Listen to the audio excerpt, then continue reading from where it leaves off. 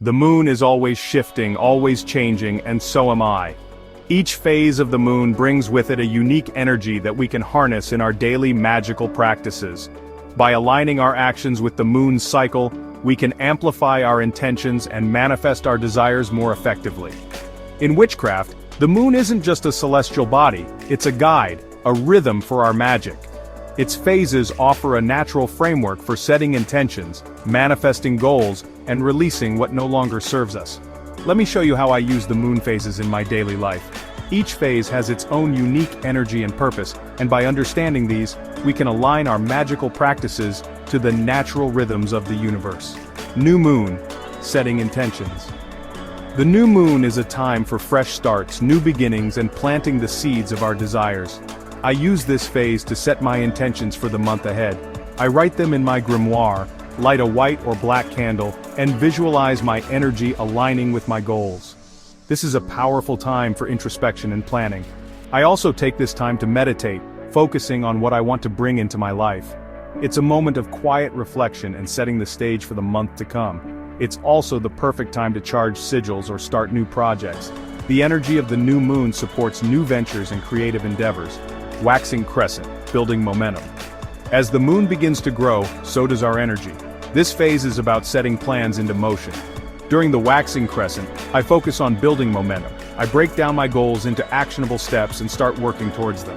This is a time for taking the first steps and nurturing our intentions. I like to work with green or citron crystals, meditate on my goals, and add a little extra magic to my daily routine, like stirring intention into my tea.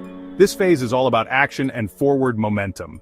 First quarter, taking action. The first quarter moon is a time of decision-making and taking action. This phase is about overcoming obstacles and making decisions. I use this time to tackle challenges head-on and make important choices that will help me achieve my goals. It's also a good time for rituals that involve breaking through barriers or removing blockages.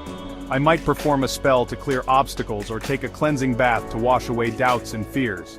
Waxing gibbous, refinement and adjustment.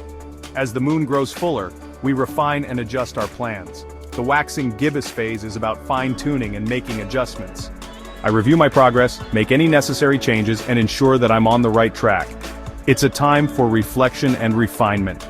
I might perform shadow work to address any lingering doubts or fears and cut cords with anything that's holding me back. Full moon, power and release. The full moon is when my energy is at its peak. It's a time of culmination and celebration. This is the time for big magic, charging tools under moonlight, performing spells, and reflecting on my progress. The full moon's energy is potent and powerful, perfect for significant magical workings. It's also when I release what no longer serves me, whether through a burning ritual or a cleansing bath. This phase is about letting go and making space for new things to come. Waning gibbous, gratitude and sharing. As the moon begins to wane, we focus on gratitude and sharing our knowledge. The waning gibbous phase is a time for gratitude and sharing. I take time to reflect on what I've achieved and express gratitude for my blessings. I might also share my knowledge and experiences with others. This is a great time to teach, mentor, or simply share your journey with others. It's about giving back and spreading positive energy. Last quarter, release and forgiveness. The last quarter moon is a time for release and forgiveness. During the last quarter, I focus on releasing what no longer serves me and practicing forgiveness. This is a time for letting go of grudges, forgiving myself and others, and clearing out old energy.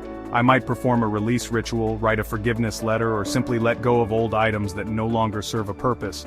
It's about making space for new beginnings.